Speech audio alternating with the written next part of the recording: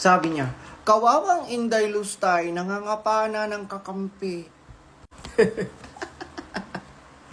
Mangangapa ka na lang ng kakampi? Dun pa sa natalo? Oh, bakit nagpunta siya doon? Bakit nagpunta siya doon kay Leni Robredo?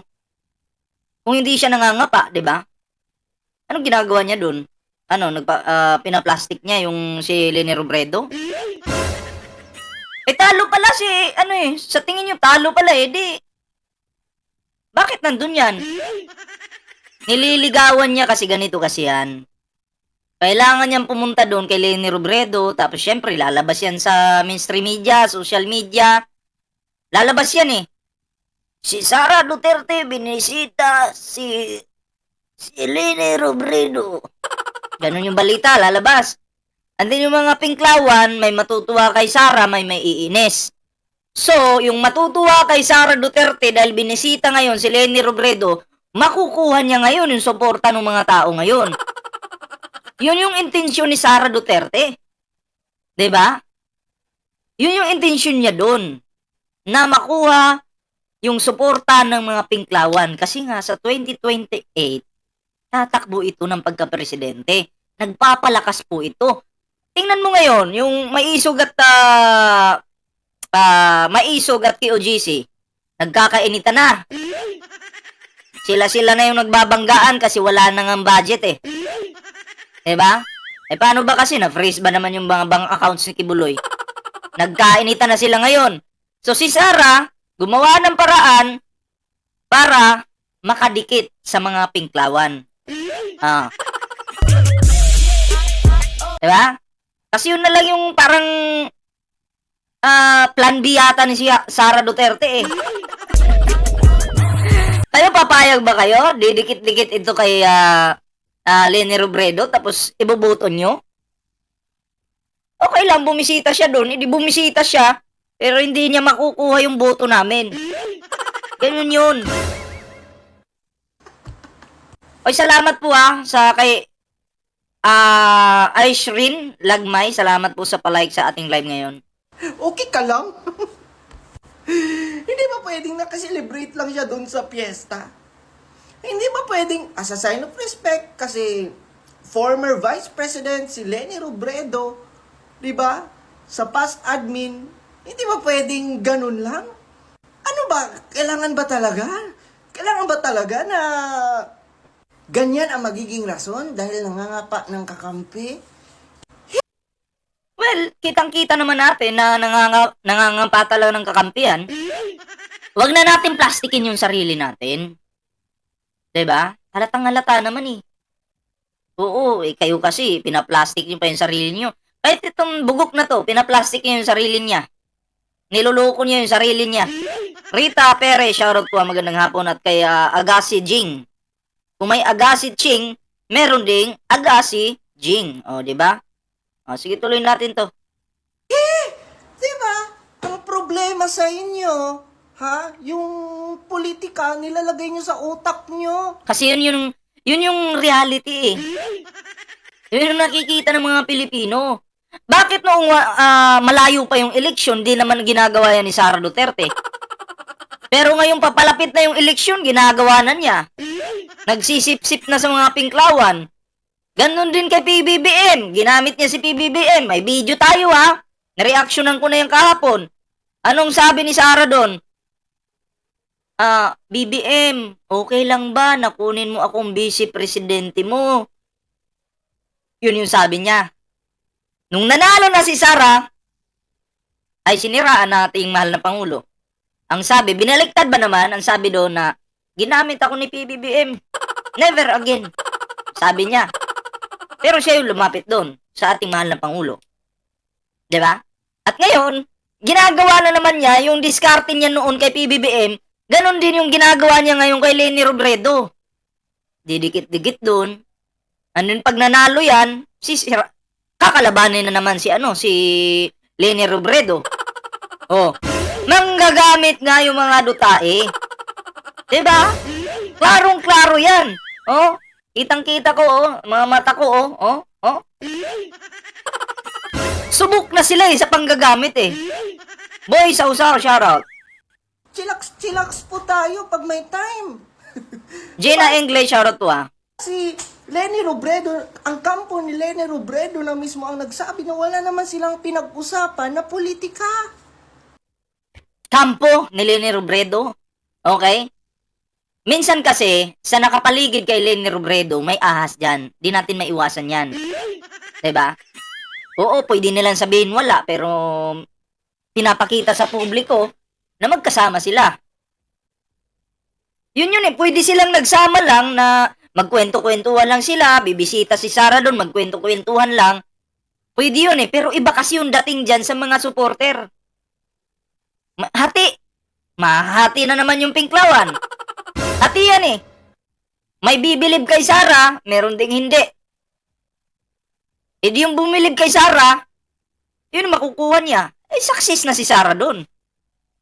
Diba? Kahit makipagkita pa yan kay Leni Robredo, kahit wala pa silang pag-usapan, kahit pa hindi sila mag-imikan, as long as nagsama sila doon, may bibilib pa rin dyan, hahanga, uy, ang bait naman pala ni Sara, binisita si Leni Robredo. Di nakuha yung yung loob ng tao. Strategy yun, diba? Ha? Personal matters? Ano ba? Lahat na lang ba talaga sa inyo? Personalan? Ganun din naman kayo kay Pangulong Bongbong Marcos Kahit kabutihan yung ginagawa niya para sa ating bansa, pinipersonal niyo, mga animal kayo. Di bawi-bawi lang, di ba? Politika. Yan yung problema sa inyo no? Huwag kang umiyak. Relax ka lang. Umiiyak yun yung supot na bakla. Patuloy ka muna, boy. Iyakin ka pala Pag naging tuloy ka na, I'm sure magiging lalaki ka na, hindi ka na iiyak niyan. Supot kong animal ka. Patuloy ka muna, oy! Tangina. Nagbibigay ng komento, reaksyon, umiiyak. Politika lang tayo, Chong. Diba? Politika lang. Wag na nating personalin lahat. Katulad ka rin ni Trillanes Si Trililing, silos na silos no? Diba? Kasi yun na nga, Oy, Tiger99 2.0 shoutout. Support po natin si Tiger99. Ayan, may channel po yan. met si VP Inday Sara at saka si Leni Robredo. And ako for me, mga lods, what's wrong with that? Okay nga diba? Cute. What's wrong with that? You know, your English is good, but you need brain. Brain. Wala kang utak. KO! Problema kasi sa inyo, lahat politika sa inyo.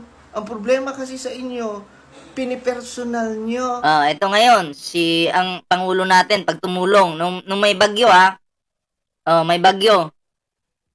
May mga binagyo. Tumulong yung ating Pangulo. Time na si Sara Duterte nandun sa ibang planeta. Tumulong ating Pangulo, namigay ng ayuda, tapos anong sinabi nito?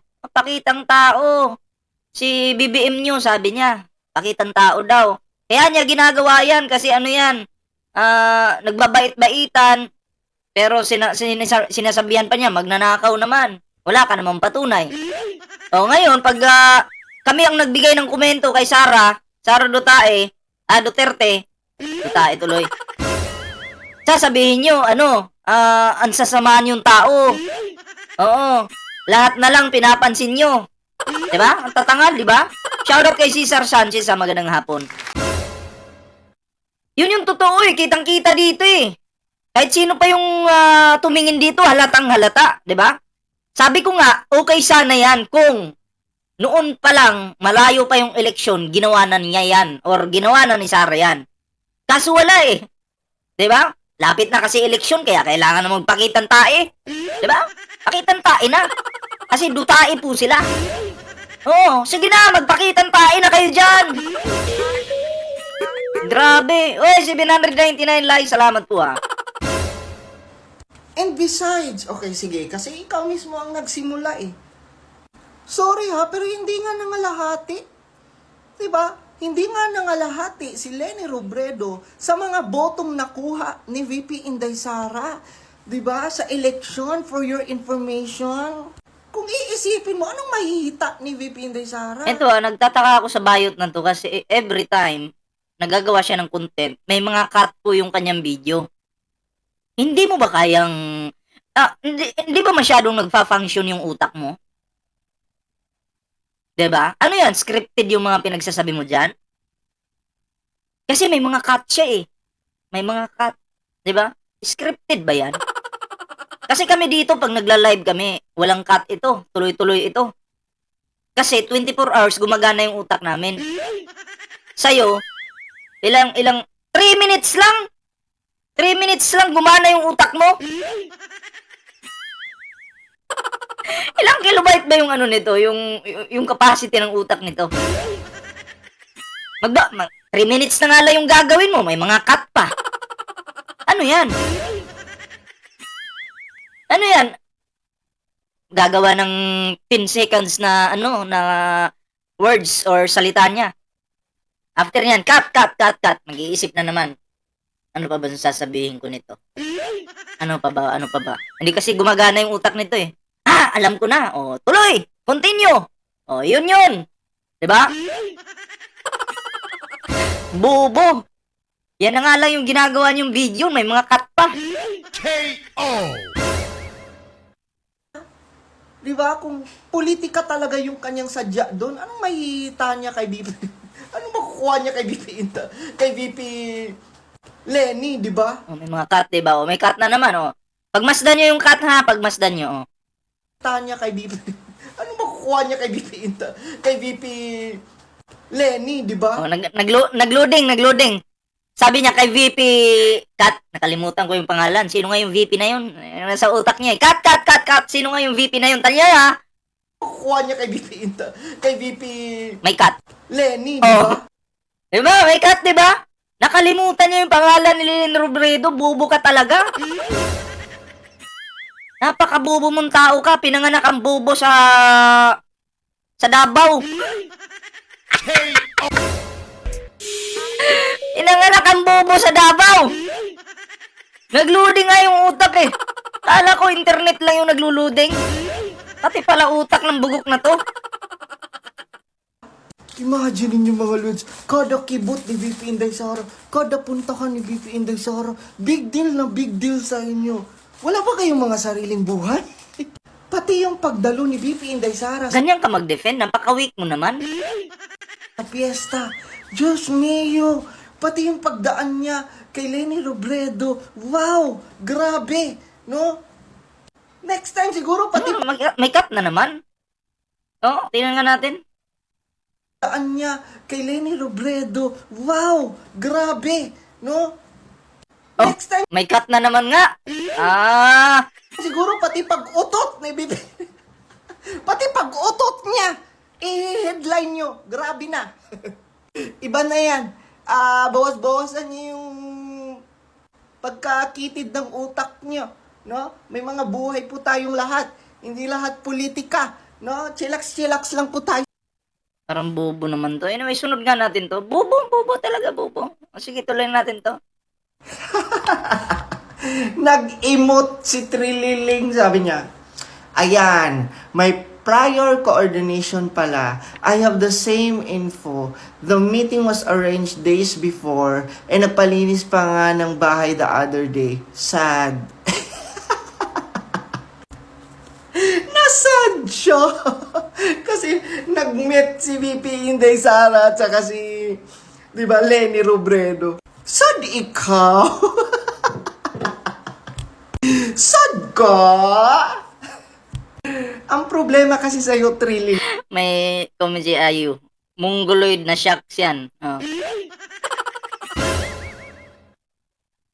masyado mo kasing pine-personal, Trililing. Ang politika lang, Trililing. Ikaw naman. Dati, tinitira niya si Leni. Ngayon, kampi na. Ano kasi siya? Palamunin lang kasi siya ng dog food ng kanyang mga amo. Diba? Pinapalamo lang to ng dog food. Inamin naman niya eh, nabayaran siya eh. Anong sabi niya? Anong sabi niya sa content niya noon? O, paano pag hindi ako mag-content? O, kayo ba yung magbabayad ng electric bills ko? Internet ko? Kayo ba? Yun yung sabi niya. So, yung maliwanag dito na pag hindi ka nag-content, hindi ka makakatanggap ng bayad.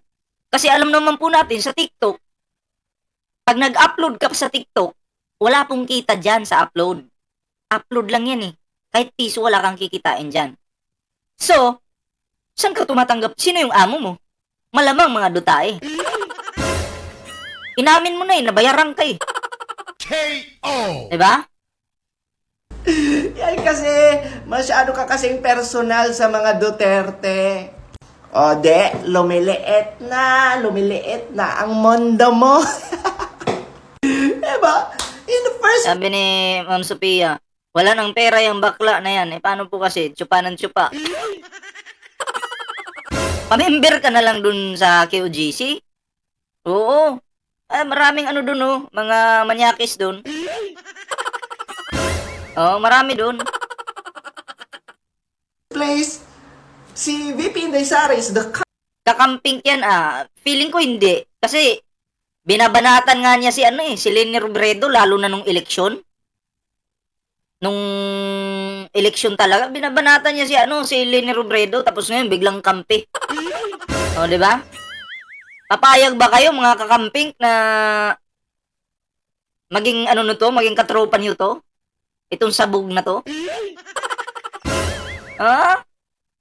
current Vice President and si Leni Robredo, diba, is the former. So, may connection talaga din sila, no? And malay mo, ano bang pinag-usapan nila? And sabi pa nga, nothing political. It's only personal things ang pinag-usapan nila. So, anong iniiyak mo dyan, Trilling? Ito yung kasunod. Yan. So maghanyo lang ko no para mapakita nato na kabalota magpasalamat. Magbilang ko 1 2 3. Pagbilang ko, Mag-ingot ka? 1, 2, 3. Ano siya? Asartalo siya dyan. Magsulti ta. Salamat President Bongbong Marcos, okay? 1 2 3. Salamat President Bongbong Marcos. Syempre, kinahanglan jud nato hatag ng pasalamat sa usa sa rason kung bakit naay tayo sobrang laki na bagong Pilipinas Servisyo Fair ang atong bisita na si Speaker Martin Romualdez. Balik ko bilang 1 2 3 sabay-sabay tayo magsutig. Daghan salamat Speaker Martin Romualdez. Kinahanglan jud kusog na para magbalik jud siya. Nanday, gusto mo balik siya? So magbilang ko ha. 1 2 3.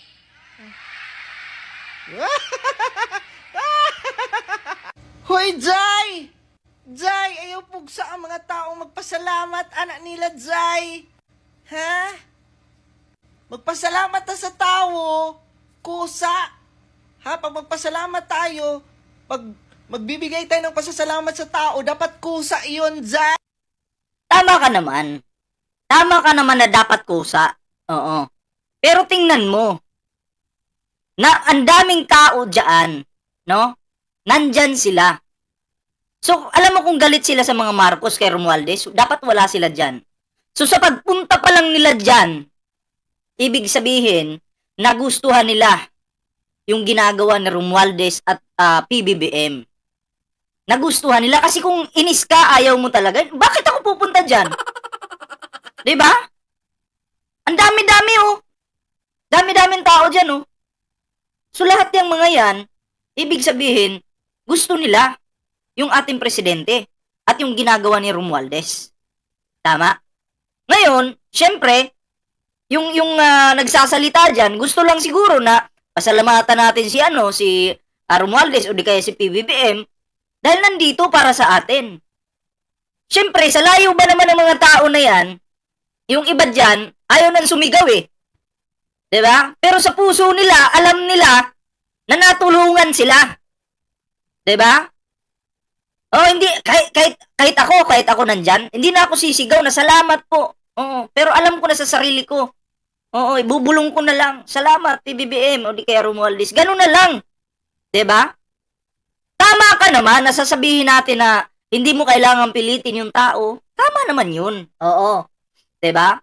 Pero makikita mo, nagsisiksikan yung tao dyan. Nagsisiksikan sila para suportahan si Romualdez at PBBM. Diba? Kasi kung di-shits ka, tatanungin ka, pupunta ka ba dyan? Hindi ako pupunta dyan. Anong gagawin ko dyan? Oh. Pero dahil nandyan ka, ibig sabihin, okay sa'yo yung mga Marcos at si Romualdez, di ba? Klarong-klaro naman. Tinalo pa nga yung maisog nyo eh. Ilang piraso kayo sa maisog? 20 piraso? 30 piraso? Ha? Ilan kayo? Ang bihira naman to. Temo, mukha ng baklang ito, oh. Kakatsupa lang yan. Day, hindi pinipilit mo. Natatawa na lang ako mga lods. Inuuto talaga nila ang mga tao. Diyos ko. Ibang-iba talaga sa Duterte administration. Ibang-iba daw talaga, oh. Diba? Kasi ngayon, pansinin mo yung si Migs, diba? Pinipilit niya ang taong magpasalamat kay PBBM at kay Speaker Romualdez. Yaks! Jai! Makayak naman to eh. Kumakain ka nga ng itlog. Makayak ka naman! Balita ko nga yung lalaki dyan sa Davao, sinupa mo daw eh. KO. Hindi pa naligo yun. Ba't di ka nagyak? Makayak naman to. Kala mo hindi kumakain ng itlog at titi. Uy! Ayusin mo nga yung ano mo. Pananalita mo. Huwag kang magyak-yak dyan. Alam namin kung anong kinakain mo. Lorna Oliva, shoutout po ah. Yummy daw. Oh, Kuya Pijay. Bagaag nawang Jai, no? Ana pa siya, pakpak jud daw kusog para mo balik usab si Romualdez. Ha? So nagtuo jud ka, day. Naganahan ang mga taga Davao mo balik si Tambi. oh, partida, taga Davao pala yung mga yun. Kasi kung hindi kayo sumusuporta sa Pangulo, diba, dapat wala kayo dun sa stage, o sa lugar na yun. Diba? Partida taga Davao yun, pero ang dami-dami nila. Oo. Diba? Wala, panis pala kayo dyan sa Davao, yung mga dutae. Panis pala kayo eh. Binisita yung taga Davao ng Pangulo, o pinagkaguluhan yung Pangulo. Si Romualdez, pinagkaguluhan. Pag Duterte yung nagrarally dyan o nagsasalita, nabibilang lang yung tao. Partida, lugar pa nila yun. Diba? Kailangan pa nilang mag-recruit ng KOGC para dumami lang sila. Pero ngayon, wala na, ngangana. Kasi may problema sila. Nagkakatampuhan na.